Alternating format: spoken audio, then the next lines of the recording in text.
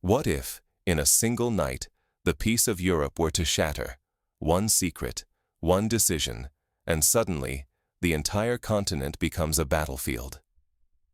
Can the world truly imagine how swiftly the familiar calm could unravel, plunging millions into the chaos of war with only a whisper of warning? Picture this. It is the 1st of October, 2025. In the quiet corridors of Brussels, whispers circulate, rumors of the European Union covertly assembling troops with the intention of deploying them to Ukraine. The public story is humanitarian aid, a noble mission to protect refugees and prevent catastrophe. But within the sealed rooms where decisions are made, every leader knows this is no ordinary move. The stakes are far higher, the risks far graver. This is not the first time in history that a continent stood on the brink due to secrets and alliances. Recall how, in the summer of 1914, a single assassination set off a cascade of mobilizations and declarations, plunging Europe into the First World War. Then, as now, public explanations mask the true calculations of power and fear. Within hours of the leak, Moscow responds. The Kremlin's message is chillingly blunt. Any foreign soldier stepping onto Ukrainian soil will be annihilated. There will be no negotiation, no warning, no room for error. Just a blood-red line drawn directly through Europe's heart.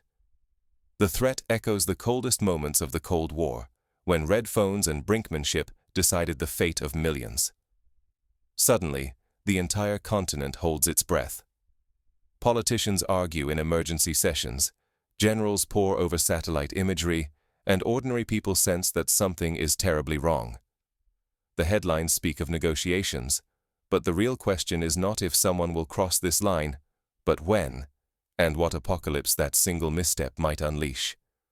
The consequences are almost unimaginable. This is not just another diplomatic crisis or a distant conflict. This is the specter of total war returning to European soil, threatening the lives and livelihoods of tens of millions. From Lisbon in the west to Warsaw in the east, families face the possibility of losing everything: homes, savings, safety, and even the certainty of tomorrow's sunrise. How did Europe arrive at this precipice?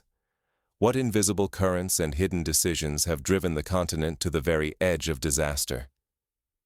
To answer, we must journey back through the months and years of mounting tension, peeling back the layers behind the facade of normalcy. Behind the polished language of official communiques, a different, more dangerous game was already underway across Europe's capitals. On the 1st of October, 2025, Europe crossed a threshold it had not approached since the darkest days of the Second World War. Under mounting pressure and a background hum of public anxiety, 4 pivotal European Union countries, Poland, Lithuania, Latvia, and Estonia, quietly formed the nucleus of a new coalition. France, always the restless architect of continental affairs, provided the crucial push from behind the scenes. Their official directive was deliberately ambiguous: protect refugees, secure supply lines, and prevent a nuclear disaster on European soil. But beneath these goals pulsed a deeper, more urgent resolve: to establish an unmistakable Western military presence inside Ukraine before any ceasefire could freeze the map to Russia's advantage. This echoes historical moments when alliances acted preemptively, hoping to shape the outcome before the world realized what was happening, as when NATO intervened in Kosovo in the late 1990s, or the Warsaw Pact's sudden invasion of Czechoslovakia in 1968 to maintain its sphere of influence. Germany's leaders hesitated in front of the cameras, wary of the consequences. Memories of the past, of 2 world wars and the Cold War division, haunted Berlin's choices. Yet, behind closed doors, Germany's Bundeswehr Special Commands began quietly coordinating with the coalition, recalling how, in previous crises, public reluctance often masked private preparations. Meanwhile, France moved boldly, dispatching battalions of heavy armor and advanced artillery toward the east, ready to lead a rapid intervention if the moment called. New logistics hubs sprang to life in Poland and Lithuania's borderlands. Within days, Convoys ferrying armored vehicles, ammunition, and fuel surged toward assembly areas. Each maneuver was tracked by satellites from above, measured by analysts in distant offices, and answered by counter-moves from the east. Tensions spiked across the continent.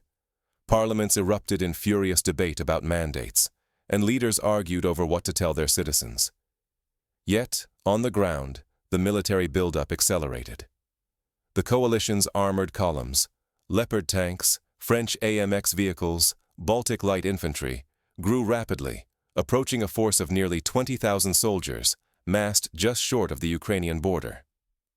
In Kyiv, officials welcomed the promise of security, but demanded air defense guarantees and pressed Brussels for more. Coded instructions flowed: clear runways, stockpile supplies, and keep vital corridors open for what might come next. Historical precedent abounds. In the eve of the Second World War, the movement of armored divisions and supply convoys presaged conflict, as both sides attempted to gain the upper hand. Similarly, during the Cuban Missile Crisis, the world watched as troops and missiles quietly amassed, each side testing the other's resolve.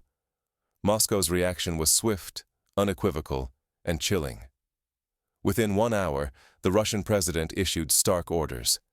Any foreign soldiers crossing into Ukraine would be treated as hostile and destroyed. Missile brigades redeployed to the western frontier, echoing the massing of Soviet forces during the Berlin crisis of 1961. Long-range bombers shifted to forward air bases, prepared for immediate action. Submarines loaded with cruise missiles surfaced in the Black Sea, their presence a silent but unmistakable threat. Russia's defense ministry declared that any buildup of European troops could be struck, not only inside Ukraine, but anywhere Moscow saw fit. The stakes could hardly be higher. One misjudged move, a misread signal, or a moment of impatience could trigger a spiral toward escalation or even nuclear crisis. Both sides, locked into a cycle of acceleration, now placed their faith less in diplomacy and more in the cold logic of military hardware, and in the hope that the other would hesitate first. As tanks idled, diplomats whispered, and markets buckled, a deeper question loomed. What happens when neither side is willing to retreat, and the fragile machinery of deterrence starts to break down? The history of deterrence is littered with near misses. The Able Archer exercise in 1983, for example, when the Soviet Union nearly mistook NATO maneuvers for the prelude to a nuclear attack. In the back rooms of Brussels and Paris, leaders weighed options, knowing that a single misstep could unleash chaos across the continent. The world held its breath, watching for the first sign of movement across the border. When two war machines stare each other down, who blinks first? And what if neither side does? By the beginning of October, the face of Europe had changed. Tens of thousands of Western troops assembled in secret staging grounds. Polish, Lithuanian, and French armored columns pressed toward the Ukrainian border, their tanks and artillery stretching for miles. Stealthy battalions from Latvia and Estonia secured vital supply corridors. Airfields in eastern Poland brimmed with French wheeled tanks, Spanish transport planes, and batteries of air defense missiles. Each hour brought more reinforcements, roads clogged with military hardware, and soldiers tensed for orders that might never come. Across the border, Russia mobilized with cold precision. Missile brigades slipped into forests near Belgorod and Bryansk, their launchers disappearing beneath the gold autumn leaves. Strategic bombers touched down at forward strips in Kursk and Voronezh, fueled and armed for immediate action. In the Black Sea, a submarine glided beneath the surface, cruise missiles primed. Russia's command warned, any foreign troops on Ukrainian soil would be annihilated without warning. This was no bluff. The red line was bright, and it was drawn by the Kremlin itself. Yet the rules of war, this time, were written in gray. NATO's Article 5 would be triggered only if a member state was directly attacked. Washington sent intelligence and logistical support, but refused to send its own soldiers unless someone dared to cross the invisible threshold. In war rooms across Europe, officials debated mandates and legalese. But on the border, tanks idled, and young soldiers stared toward a horizon that could ignite at any hour. The psychological dimension of the crisis was as sharp as the military one. Emergency broadcasts urged citizens to prepare for blackouts and shortages, recalling the blackout drills of the Cold War era. Propaganda flooded social media feeds, videos of tank columns, simulated missile launches, dire warnings. Vital infrastructure, railways, pipelines, power grids, shifted quietly to wartime protocols. The message, from both East and West, was unmistakable. We are ready for whatever comes next. Tension bled into daily life. Schools in border regions closed until further notice. Major festivals and sporting events vanished from calendars, echoing the cancellations seen in the early days of the COVID-19 pandemic. The stock markets plunged, erasing fortunes overnight. Energy prices skyrocketed as gas flows slowed to a trickle, and banks quietly rationed cash, fearing a panic. Across kitchens and living rooms from Warsaw to Vilnius, families clustered around television screens, waiting for sirens, hoping for silence. Then, the unthinkable nearly happened. A Western reconnaissance drone strayed too close to Russian positions. A missile battery locked on, and for a heartbeat, war teetered on a razor's edge. Commanders on both sides scrambled to verify. Was this an accident, a test, or a provocation? For agonizing minutes, the fate of Europe hung suspended, one nervous decision away from catastrophe. This mirrored the hair-trigger moments of history. The shooting down of Korean Airlines Flight 007 in 1983, when a misidentification nearly led to disaster. This is the new face of war. Not just armies, but entire societies gripped by fear, misinformation, and the speed of modern conflict. One miscalculation, one missed warning, could unleash the largest war Europe has seen in 80 years, one that no one can control. As the first columns reached the border's edge, the world held its breath. The next move might ignite history and fire, or yield a fragile, uneasy peace. But as commanders weighed their choices, a sudden crisis erupted far from the front lines, forcing both sides to confront how quickly events can spiral beyond control. In modern warfare, fear moves faster than armies, and chaos can accelerate past even the swiftest missile. Coalition convoys gathered at the frontier, engines idling in tense formation. Before a single Western boot touched Ukrainian soil, Russia struck. Precision missiles arced through the dawn, targeting entire columns just meters from the border. There was not a single formal crossing, yet the message was unmistakable. Moscow's intent was surgical: disrupt, disorient, but never quite cross the line that would ensure full NATO retaliation. It worked. Perhaps too well. The Western alliance, fierce in secret, faltered in the open. Radios jammed. Orders vanished in the noise. Convoys scattered. Humanitarian missions choked in gridlock. What should have been an orderly withdrawal devolved into a desperate, panicked flight. Vehicles deserted, supplies discarded, civilians and soldiers alike running from the next incoming barrage. Missiles were only the beginning. The economic offensive landed with equal force. Pipelines were sealed in the night. Power plants sputtered and failed. Within hours, gas deliveries eastward ground to a halt. European grids strained under sudden demand as reserves dwindled. By week's end, factories sat silent. In Frankfurt and Paris, stock tickers bled red. Years of prosperity wiped out in a handful of trading days. The ripple became a tidal wave. Supermarket shelves emptied as panic buying erupted. Across the continent, protests ignited, from Warsaw's frozen squares to the boulevards of Madrid. Some demanded immediate peace, others called for defiance and sacrifice.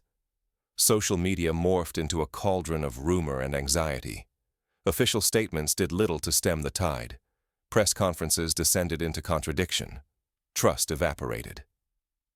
Meanwhile, across the Atlantic, Washington hesitated. The president drew rhetorical lines but held back troops. Berlin and Paris counseled caution, unwilling to risk uncontrollable escalation. For those closest to the border, the silence was deafening. Behind secure doors, leaders debated rules and thresholds, but paralysis prevailed. On the ground, isolation became the new reality. The costs were immediate and profound. Economies shuttered, alliances splintered, millions discovered how quickly normality dissolves. The illusion that deterrence alone guarantees safety was shattered. Europe found itself exposed, not just to missiles, but to the unseen weapons of energy coercion and psychological warfare. As the barrage subsided and Europe surveyed the wreckage, the lesson was stark. In the new battle space, the ground can shift beneath your feet without warning. How does a continent recover when the rules themselves have vanished? As Europe groped for stability, leaders confronted a landscape where old playbooks offered little guidance. The next decisions would define not just survival, but the future of the entire alliance. When tradition fails, innovation becomes the only path forward. What must Europe, and the world, learn to survive the next test?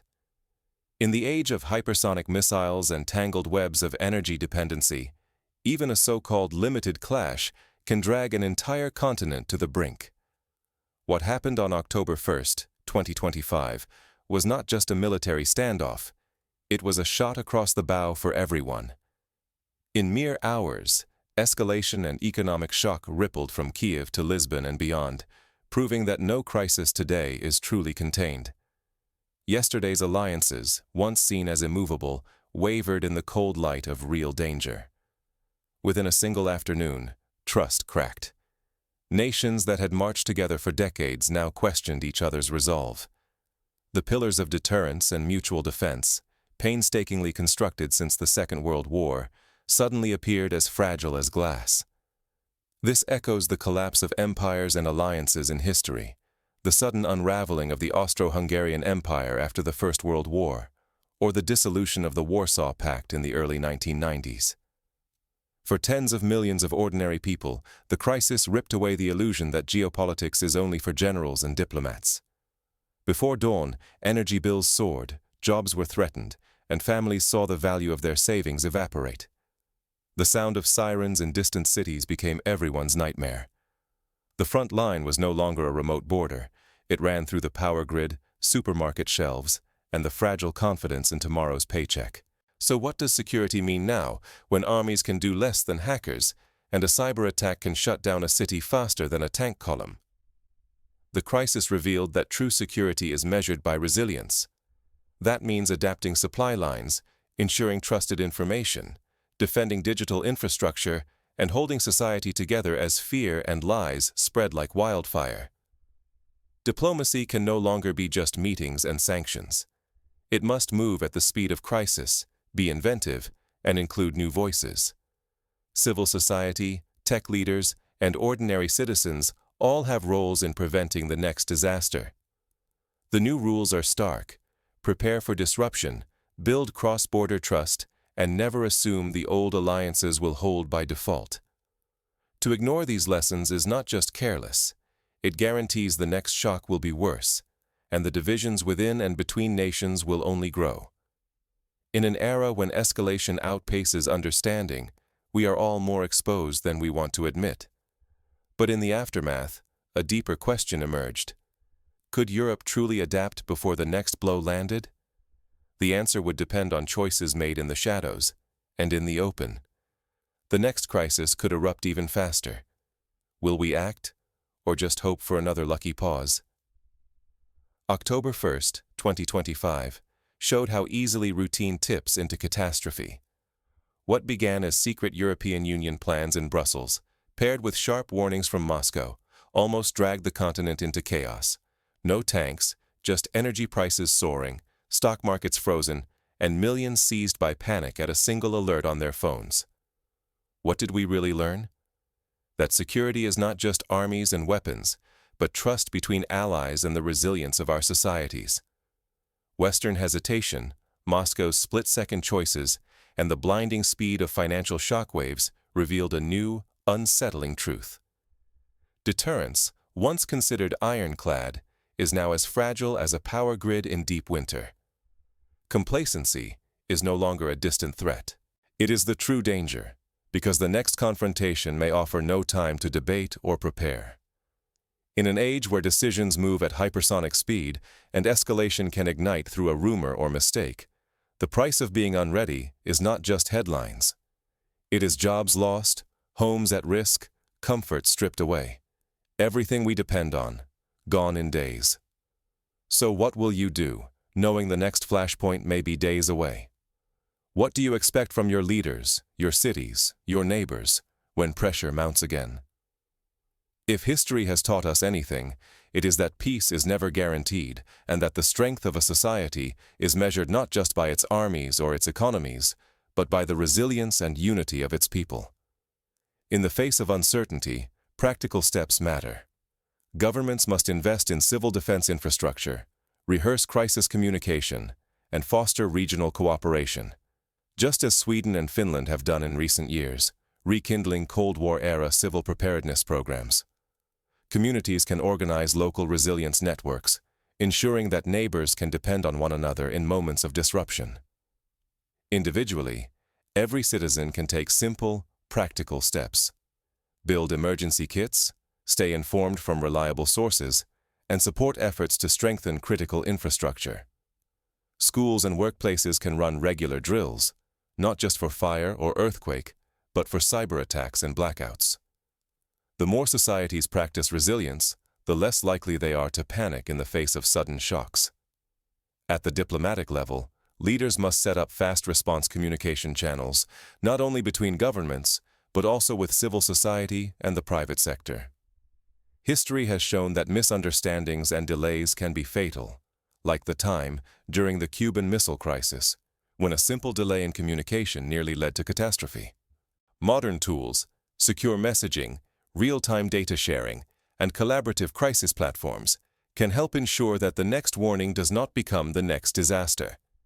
It is also crucial to engage the next generation. Schools should include modules on critical thinking, media literacy, and the basics of international relations, preparing young people for a world where information warfare can be as dangerous as bombs. Europe's future now depends on whether its leaders and citizens can learn these lessons, not after the next crisis, but before it strikes. Complacency is the enemy of security. Action, preparation, and unity are the only real shields against the storms of the 21st century. Because when the next alarm sounds, the world will not wait for Europe to catch up. The test will come, swift, sudden, and without mercy. The only question is whether Europe will be ready to meet it, or whether its peace will shatter, again, in the span of a single night.